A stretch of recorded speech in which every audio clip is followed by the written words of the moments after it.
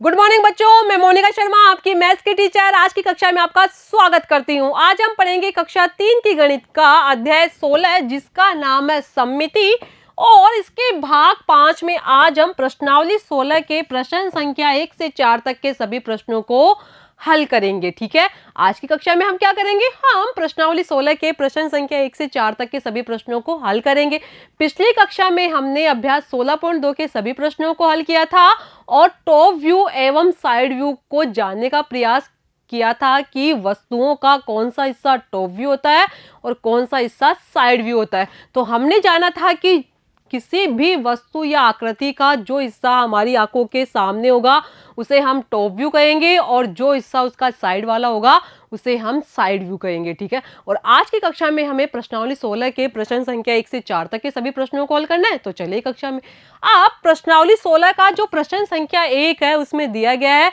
कि अंग्रेजी के वे अक्षर लिखिए जिनमें रेखा खींचकर बराबर भाग कर सकते हैं। इसका मतलब क्या है कि पिछली कक्षा में या अभ्यास 16.2 का जो पहला प्रश्न था वो भी यही था कि अंग्रेजी के हमें उन अक्षरों को लिखना था जिन्हें हम सममिति आकृतियां कह सकते हैं। ठीक है, तो जब हम यहाँ इस प्रश्न को हल करेंगे तो सबसे पहले हमें अंग्रेजी वर्णमाला के सभी अक्षरों को यहाँ लिखना होगा। तो हम यहाँ जब अंग्रेजी वर्णमाला के सभी अक्षरों को लिखेंगे तो यहाँ जो अंग्रेजी वर्णमाला का पहला अक्षर है वो है ए, दूसरा B, C, D, E, F, G, H, I, J, K, L, M, N, O, P, Q, R, S, T, U, V, W, X, Y और जेड। ठीक है, तो यहां हमने अंग्रेजी वर्णमाला के सभी अक्षरों को लिख लिया। तो यहां हमने लिखा A, B, C, D, E, F, G, H, I, J, K, L, M, N, O, P, Q, R, S, T, U, V, W, X, Y और जेड। ठीक है, अब हमें इन अक्षरों में से उन अक्षरों को पहचानना है जिन्हें हम लाइन खींचकर दो बराबर भागों में बांट सकते हैं या जिन्हें हम सममित आकृतियां कह सकते हैं। ठीक है, तो यहां जब हमने पिछली कक्षा में पढ़ा था तो हमने देखा था कि यहां अंग्रेजी वर्णमाला का जो पहला अक्षर है वो है ए और यहां ए को जब हम इसके बीचों बीच लाइन खींचकर दो बराबर भागों में बांटेंगे तो हम पाएंगे कि इसके जो दोनों भाग है वो एक समान है और यहाँ जो अंग्रेजी वर्णमाला का पहला अक्षर है ए वो एक सममित आकृति है। अब जब हम अंग्रेजी वर्णमाला का दूसरा अक्षर देखते हैं वो है बी, तो जब हम बी के यहाँ बीचों बीच लाइन खींचकर उसे दो बराबर भागों में बांटेंगे तो हम पाएंगे कि इसके जो दोनों भाग है वो एक समान है, इसलिए यहाँ जो अंग्रेजी वर्णमाला का अक्षर है बी वो भी एक सममित आकृति है। अब जब हम अंग्रेजी वर्णमाला का तीसरा अक्षर देखते हैं वो है सी और जब इसके बीचों बीच लाइन खींचकर हम इसे दो बराबर भागों में बांटेंगे तो हम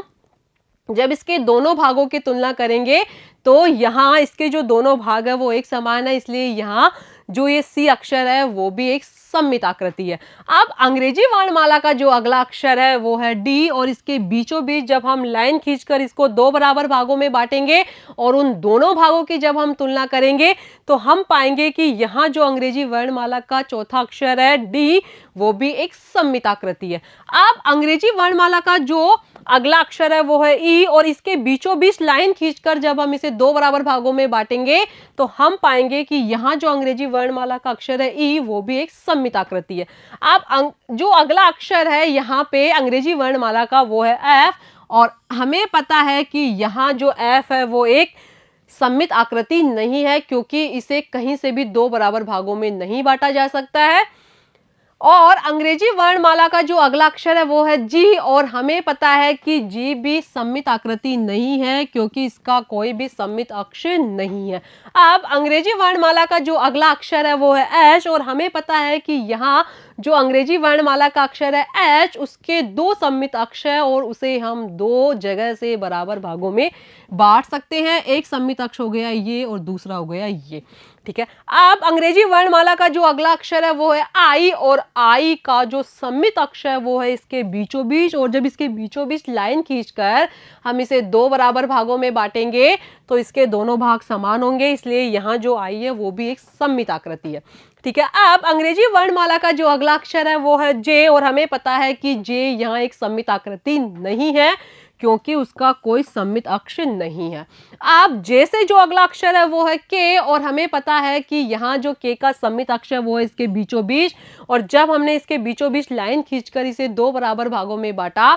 तो इसके जो दोनों भाग थे वो एक समान थे, इसलिए यहाँ के एक सम्मित आकृति है। अंग्रेजी वर्णमाला का जो अगला अक्षर है वो है एल, और हमें पता है कि यहाँ एल का भी कोई सम्मित अक्षर नहीं है, इसलिए यहाँ एल भी एक सम्मित आकृति नहीं है। और जब एल से जो अगला अक्षर है अंग्रेजी वर्णमाला का वो है एम, और एम का जो सम्मित अक्षर है वो इसके बीचों बीच, और जब हमने एम को लाइन खींचकर दो बराबर भागों में बांटा और उन दोनों भागों की तुलना की तो हमने पाया कि यहाँ जो एम है वो एक सम्मित आकृति है।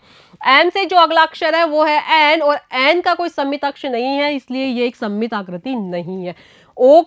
एन से जो अगला अक्षर है वो है ओ, और जब हमने ओ का जो सम्मित अक्षर था वो खोजने की कोशिश की तो हमें पता है कि यहाँ ओ के दो सम्मित अक्षर और उसे दो जगह से दो बराबर भागों में बांटा जा सकता है, इसलिए जो ओ है वो एक सम्मित आकृति है। अब ओ से अगला जो अक्षर है वो है पी, और हमें पता है कि यहाँ पी का कोई सम्मित अक्षर नहीं है, इसलिए जो पी है वो एक सम्मित आकृति नहीं है। पी से अगला जो अक्षर है वो है क्यू, और क्यू का भी कोई सम्मित अक्षर नहीं है, इसलिए क्यू भी एक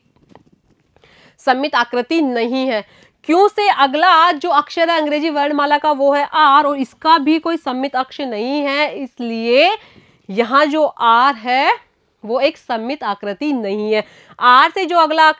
अक्षर है अंग्रेजी वर्णमाला का वो है एस, और हमें पता है कि एस का भी कोई सम्मित अक्षर नहीं है, इसलिए यहाँ जो एस है वो एक सम्मित आकृति नहीं है। अंग्रेजी वर्णमाला का जो अगला अक्षर है वो है टी, और टी का जो सम्मित अक्षर वो है इसके बीचों बीच, और इसके बीचों बीच लाइन खींचकर हम इसे दो बराबर भागों में बांट सकते हैं, तो यहाँ जो टी है वो एक सम्मित आकृति है। टी से अगला जो अक्षर है वो है यू, और यू के बीचों बीच इसका सम्मित अक्षर है, और जब हमने वहां से लाइन खींचकर इसे दो बराबर भागों में बांटा तो हमने पाया कि यू एक सम्मित आकृति है। यू से अगला जो अक्षर है वो है वी, और वी का जो सम्मित अक्षर वो इसके बीचों बीच, और जब हमने इसको लाइन खींचकर दो बराबर भागों में बांटा तो हमने पाया कि वी एक सम्मित आकृति है, ठीक है। अब यहाँ जो वी से अगला अक्षर है वो है डब्ल्यू, इसका सम्मित अक्षर इसके बीचों बीच, और जब हमने डब्ल्यू को इसके बीचों बीच एक लाइन खींचकर दो बराबर भागों में बांटा तो हमने पाया कि यहाँ जो डब्ल्यू है वो एक सम्मित आकृति है। डब्ल्यू से अगला जो अक्षर है वो है एक्स, और एक्स को हमें पता है कि दो जगह से बराबर भागों में बांट सकते हैं,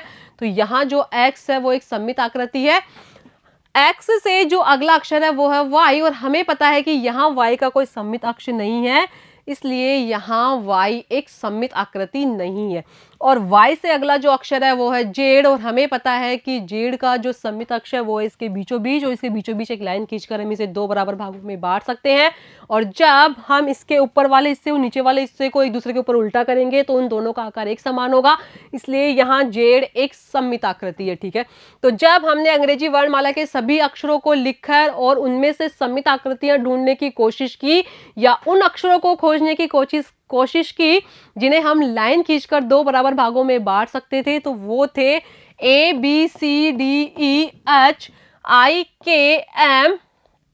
ओ T U V W X और जेड, ठीक है। तो यहां हम इस प्रश्न का उत्तर देंगे अंग्रेजी के वे अक्षर लिखिए जिनमें रेखा खींचकर बराबर भाग कर सकते हैं। तो हम लिखेंगे A B C D E H I K M O T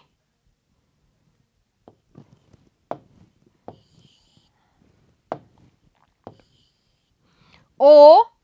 T U V W X और जेड। तो जब हमने यहाँ अंग्रेजी वर्णमाला के उन अक्षरों को लिखा जिनमें हम रेखाएं खींचकर बराबर भाग कर सकते थे, तो वो थे ABCDEFGHIKMOTUVW X और Z। ठीक है, तो यहाँ वे अक्षर है जिन्हें अंग्रेजी वर्णमाला के जिन्हें हम लाइन खींचकर दो बराबर भागों में बांट सकते हैं। अब जब हम अगला प्रश्न देखते हैं तो हमारे सामने यहाँ प्रश्न संख्या 2 में दिया गया है कि ऐसे 3 चित्र बनाइए जिनमें रेखा खींचकर बराबर भाग कर सकते हैं। कि आपको अपने दैनिक जीवन में काम आने वाले उन 3 चित्रों की रचना यहाँ करनी है जिन्हें हम लाइन खींचकर दो बराबर भागों में बांट सकते हैं या वो सममित आकृतियां हो। तो यहां जो हमारा पहला चित्र होगा वो होगा एक चौकोर आकार का। ठीक है, इसे हम दो जगह से दो बराबर भागों में बांट सकते हैं। जब हम इसके बीचों बीच सीधी लाइन खींचेंगे तो इसे हमने यहाँ दो बराबर भागों में बांट दिया, और जब हम इसके बीचों बीच आडी लाइन खींचेंगे तो भी हम इसे ऊपर वाले और नीचे वाले हिस्से में दो बराबर भागों में बांटेंगे। और जब हम इनके दोनों भागों की तुलना करेंगे तो हम पाएंगे कि इसके दोनों भाग एक समान है। अब जो दूसरा आकार होगा वो होगा एक गोले का आकार, और गोले को भी हम दो जगह से लाइन खींचकर दो बराबर भागों में बांट सकते हैं। जब हम इसके बीचों बीच एक सीधी लाइन खींचेंगे तो हमने गोले को यहाँ दो बराबर भागों में बांट दिया, और जब हमने यहाँ गोले के जो दोनों भाग है उनकी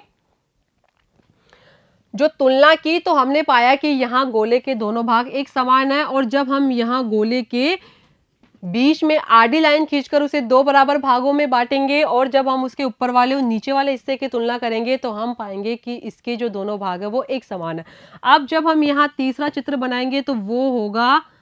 तिकोना चित्र, और तिकोने चित्र के जब बीचों बीच लाइन खींचकर हम इसे दो बराबर भागों में बांटेंगे और इसके जब दोनों भागों की तुलना करेंगे तो हम पाएंगे कि इसके जो दोनों भाग है वो एक समान है। इस प्रकार इस प्रश्न में हमसे पूछा गया था कि ऐसे 3 चित्र बनाइए जिनमें रेखा खींचकर बराबर भाग कर सकते हैं। तो हमने पहला चौकोर चित्र बनाया, दूसरा गोलाकार, तीसरा तिकोना चित्र बनाया, और तीनों चित्रों को हम लाइन खींचकर बराबर भागों में बांट सकते हैं। अगला प्रश्न हम देखेंगे, प्रश्न संख्या 3 में हमसे पूछा गया है कि अधूरे चित्र पूरा कीजिए। कि यहाँ आपके सामने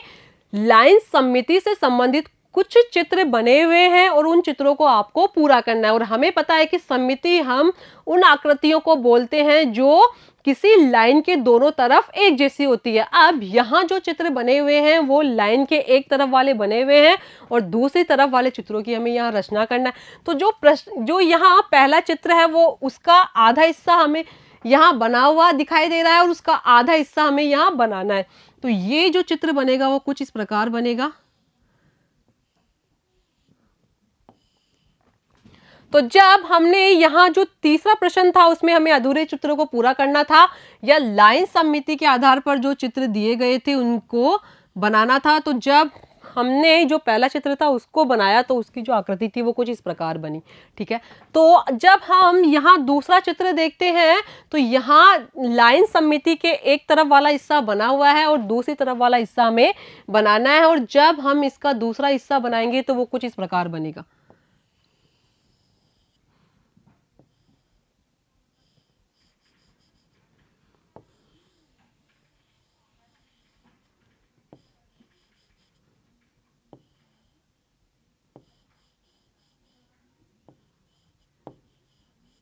तो जब हमने यहाँ प्रश्न संख्या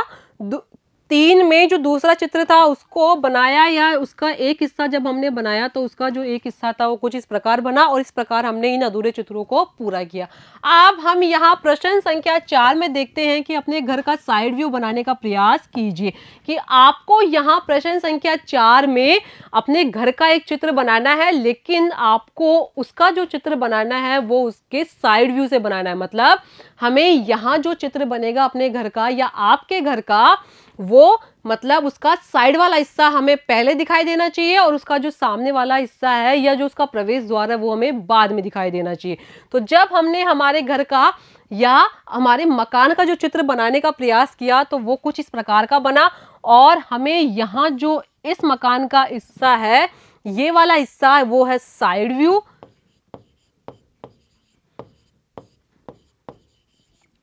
और इस मकान का जो टॉप व्यू होगा, यदि हम मकान को या हमारे मकान को यहाँ प्रवेश द्वार की तरफ से देखेंगे तो ये इसका टॉप व्यू होगा। और यदि हम हमारे मकान को किसी दूसरे मकान की छत से देखेंगे तो इसका जो टॉप व्यू होगा वो होगा ऊपर वाला हिस्सा। ठीक है, तो प्रश्न संख्या 4 में हमें अपने घर का साइड व्यू बनाने का प्रयास करना था। तो जब हमने हमारे मकान का जो चित्र था वो बनाने का प्रयास किया साइड व्यू की तरफ से या साइड की तरफ से, तो उसका जो चित्र बना वो कुछ इस प्रकार था। और मकान का जो ये वाला हिस्सा था वो था साइड व्यू, और इसका जो आगे वाला हिस्सा था वो था टॉप व्यू। ठीक है,